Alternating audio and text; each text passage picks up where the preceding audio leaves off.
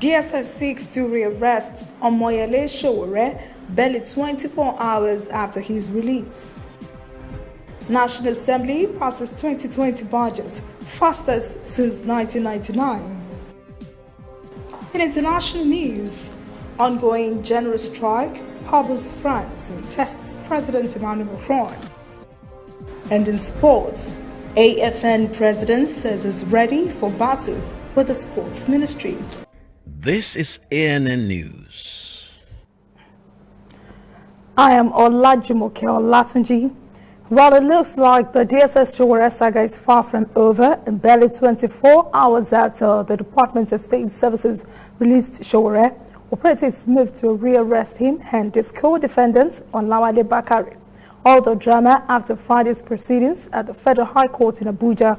Police, journalists, and others present in court prevented the heavily armed security personnel from picking him up.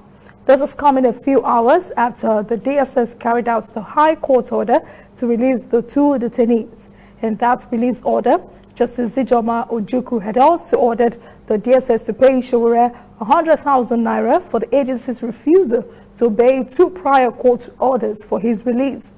The commotion at the court occurred just after legal teams for Sowore and the prosecution had agreed to adjourn till mid-February. Showore's lead attorney, senior lawyer Femi Falano, says the DSS had wanted to invite Sowore for questioning, but Sowore had claimed the department had plans to assassinate him. The court is being prevented from carrying out its normal duty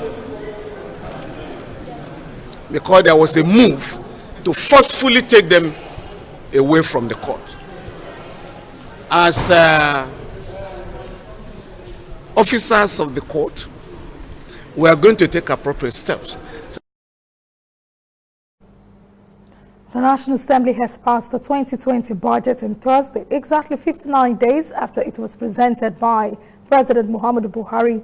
The budget breakdown puts aggregate expenditure at 10.5 trillion naira, statutory transfers at 560 billion naira, debt service at almost 3 trillion, recurrent expenditure at 4.842 trillion, capital expenditure at 2.465 trillion, fiscal deficits at 2 trillion, and deficit GDP at 1.5%. The lawmakers adopted the executive's proposal of a daily crude production rate of a little more than 2 million barrels. Capital budget for ministries of works and housing, health, education, water resources, and the National Assembly was increased, while that of transportation was reduced. Estimates were increased for the presidency, Office of the National Security Advisor, Ministries of Interior, Defense, Aviation, Power, and Solid Mineral Development, and some others. The country will return to the January to December budget cycle from next year. Lagos State Emergency Management Authority, LASEMA, says burn victims of the Lagos pipeline explosion are currently receiving treatment at Igodo General Hospital. The impact of the explosion destroyed the community bridge, which serves as both a vehicular and pedestrian link for the community. Another victim was burned to death. Witnesses say the pipeline leakage occurred at the Sherry area. The spill then flowed towards Idowu-Egba and Alimosho areas of the city before exploding. A pipeline had exploded in the same area in July. 2 persons were killed in that inferno. One of the many factors affecting the overall Nigerian health system performance is inadequate health facilities and structures with underutilized human capacities. Statistics show that more than $1 billion is spent by Nigerians on medical treatment abroad each year. To help reduce this trend, a Nigerian startup is offering medical rental services which brings the doctor to the patient. Deji Badmus reports. Idea is some kind of revolution in Nigeria's health sector. Doctura also allows health professionals to rent fully serviced medical facilities on a pay-per-use basis after a verification process. In turn, it takes a commission of the fees paid across the platform. Founded by medical doctor and healthcare consultant Debo Dulana in 2016, Doctura aggregates the spare capacity in private hospitals to provide foreign and local practitioners with the ability to deliver services without incurring setup costs. With Doctora, a doctor can easily book a place to use in any of our locations, and see the patients whenever they need to see the patients at these locations. What this does is it allows foreign-based professionals and the ones that are based in Nigeria also move around within the country to deliver services. Currently operational in 3 cities in Nigeria, Doctura works with facilities in 30 different locations. Ultimately, the aim is to create the kind of service that equates to the ones that people often seek abroad. 1.3 billion US dollars is being spent by averagely 50,000 people on medical treatments abroad. We are losing money. Some of the money we are losing can be returned. So if we can bring professionals in to the country or aggregate the professionals in the country that have the skills, we can deliver that value and reduce the amount of money we are losing. In one of its centers, Doctura has successfully conducted 169 kidney transplant surgeries. And Dr. Deba believes achievements like that can gradually revive the lost confidence in the Nigerian healthcare system. At this center where we've done a lot of kidney transplant surgeries, we've also noticed that most of the time, there are very empty rooms in that facility. So how can we take this underutilized extra capacity and use it to create more services for people who would otherwise not have access to healthcare? Over 187 vetted health and wellness professionals have signed up on the platform, and there's really no limit to the kind of service that can be found on Doctura. Here, a patient is being attended to by one of the doctors signed to the platform. The board explained how the Doctura platform has been of help to them. If I were to float a clinic now, I'll be looking for huge sums of money. You need to pay rent, you need to buy equipment, all of that. But they have come into the sector now to say, okay, come, we have facilities, just come, see your patients, collect your money, pay us a certain amount, and everybody goes home fine. Bringing this initiative, bringing this platform, making me book whenever I want, making me see the doctor I want, it's a welcome initiative. Just come, see a doctor, and then at your convenience, there's no rush, and that's the wonderful thing about it. The fact that Doctura essentially brings the doctor to the patient and not the other way around, as is usually the case, is quite innovative. And in offering this kind of service, Doctura is not just increasing the clientele of medical professionals, but also reducing the rate at which healthcare workers leave the country.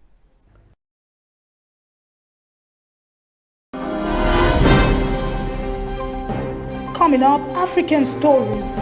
Cyclone Pawan packing 75 kilometers per hour winds hurts for Somalia coast. And later, international news. Massive general strike paralyzes France. Welcome back. This is ANN News. Now to events across the continent. At least 26 persons in Burundi are reported killed after heavy rains in Cibitoke in the west of the country.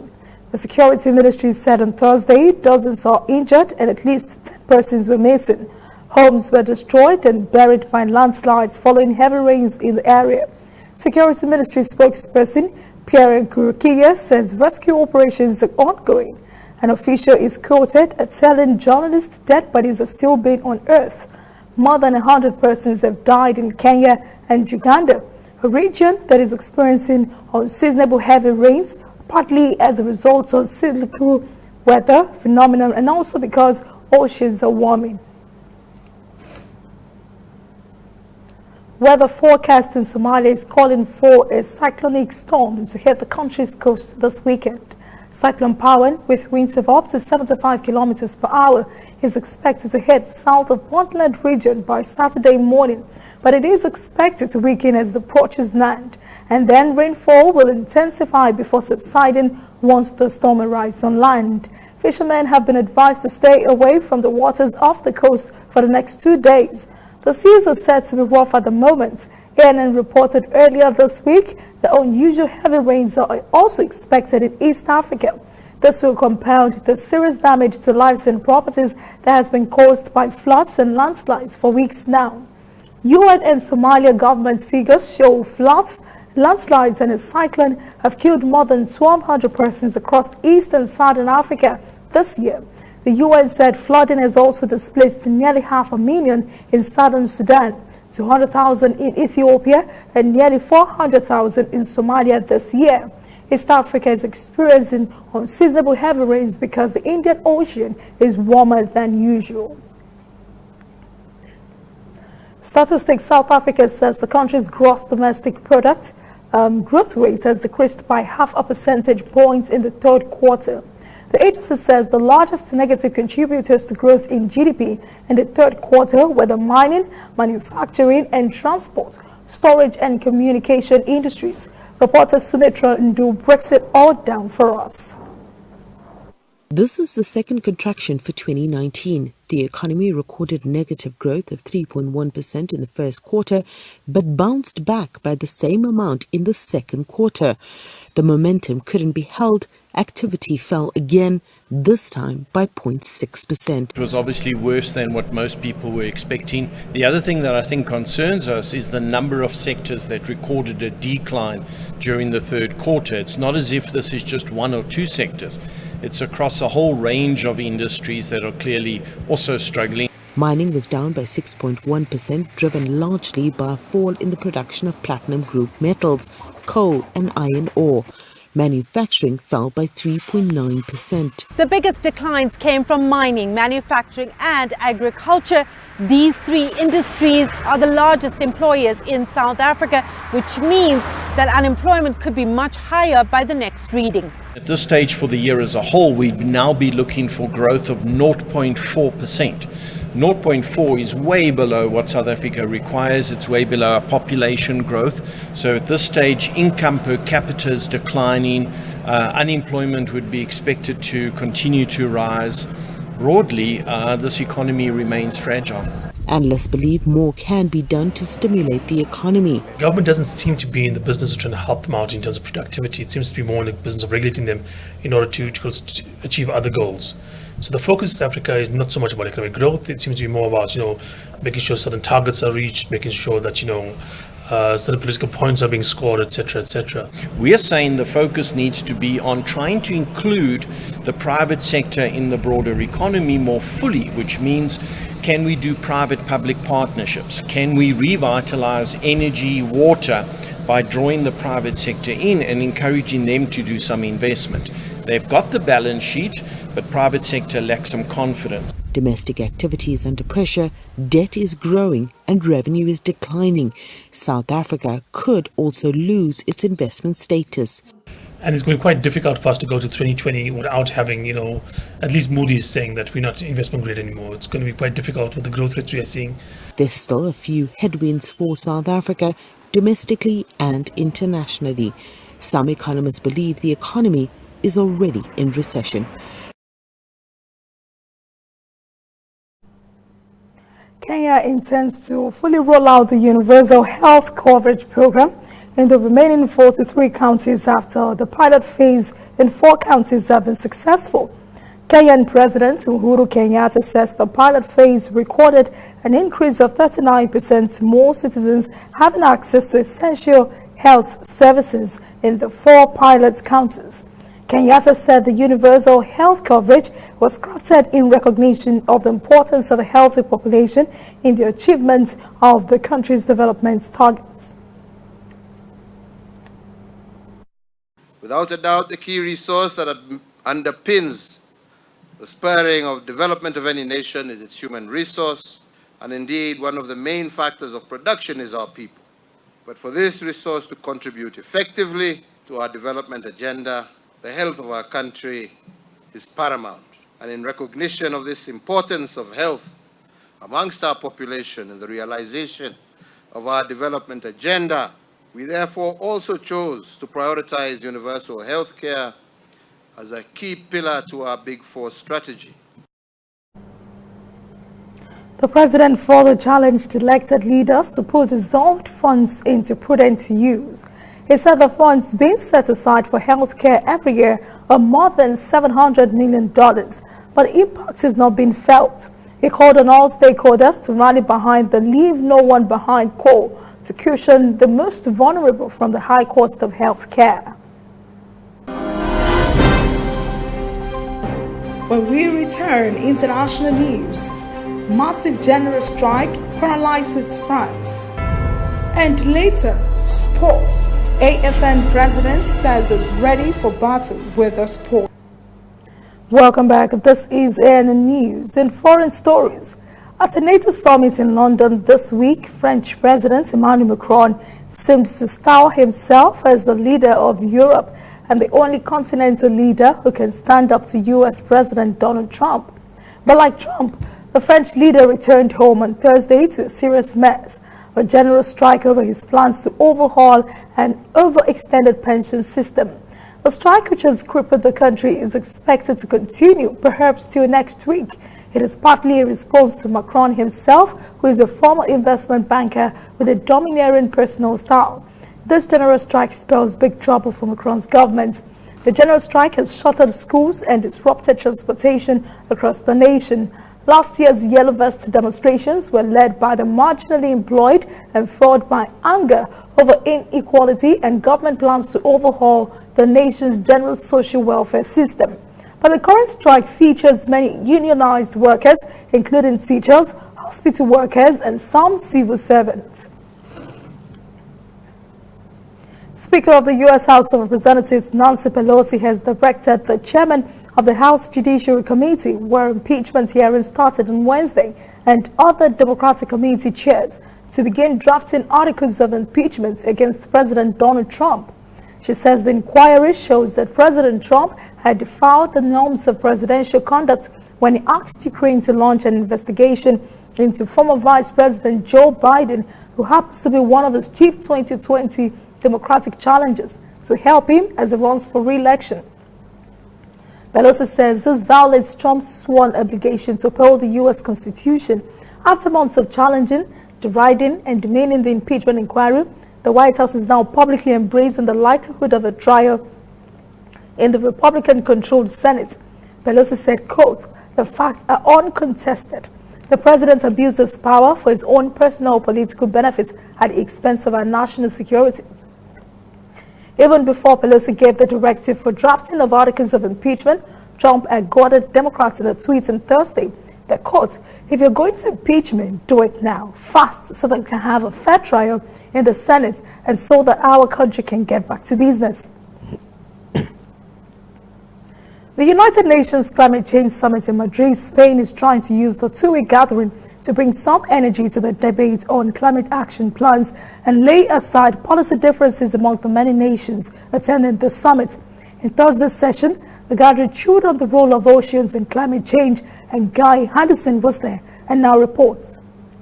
Oceans cover more than 70% of the world's surface. They are a massive carbon sink, and therefore you might have thought they would form a central part of any discussion about dealing with the climate change issue. But according to the Chilean presidency of the UN Climate Summit at the moment, they are not being given quite the amount of attention that they should be being given. COP25 aims to change that.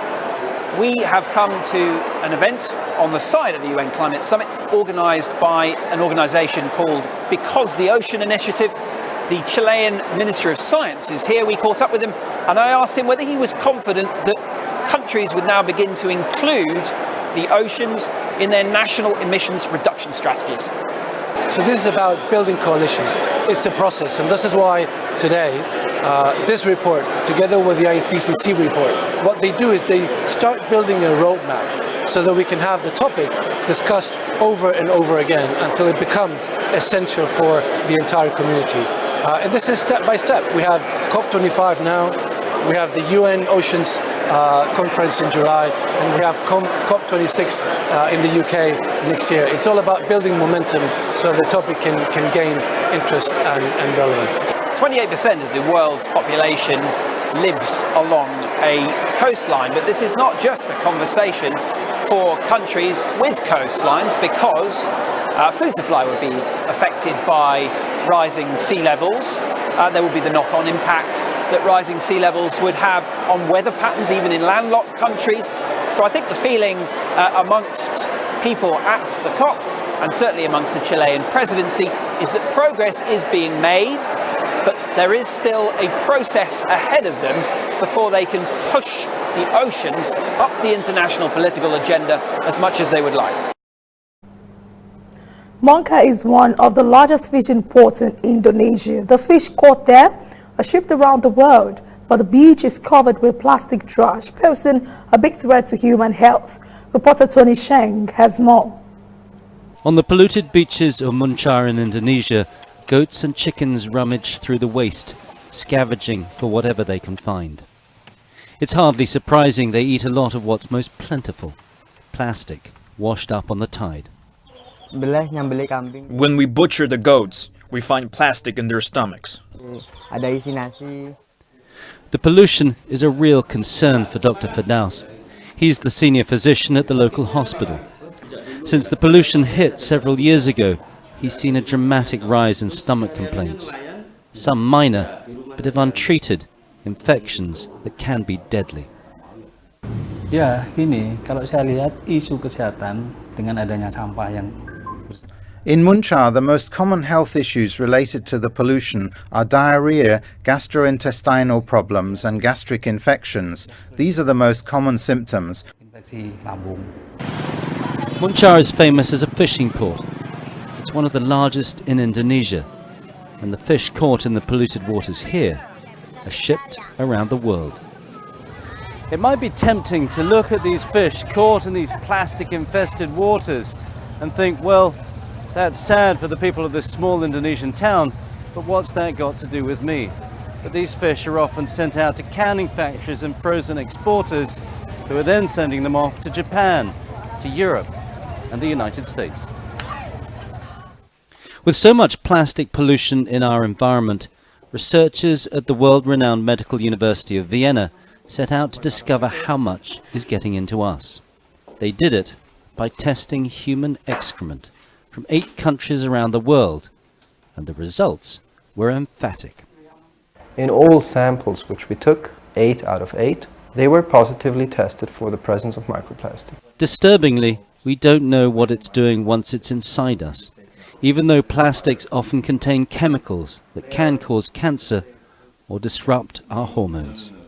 We have certain papers which report impact on sea animals, on fish, but this is not only the microplastic itself, it could also be that the chemicals which leach out of these plastic particles, they cause harm and disrupt, for instance, the endocrine system. If the same is true for humans, this needs to be determined by future trials. There's now no question that plastic is finding its way through the food chain and into our own bodies. The big question is what it's doing when it gets there, and at this stage, there's no simple answer. Up next, sports. AFN president says is ready for battle with the sports ministry. Please stay with us. Welcome back. This is ANN News. In sport, President of the Athletics Federation of Nigeria, Ibrahim Guze, has accused the sports ministry of corruption and embezzlement of public funds. Guze says there is a document to show that the sports ministry mismanaged, purportedly missing $130,000 after dissolving Solomon Ogba's board. The Nigeria Olympic Committee will hold its annual general meeting next week in Abuja. The level of preparedness for the 2020 Olympic Games in Tokyo is expected to top the agenda. The AGM will also feature a patrons forum where the NOC will interact with distinguished patrons and formally highlight their roles and responsibilities.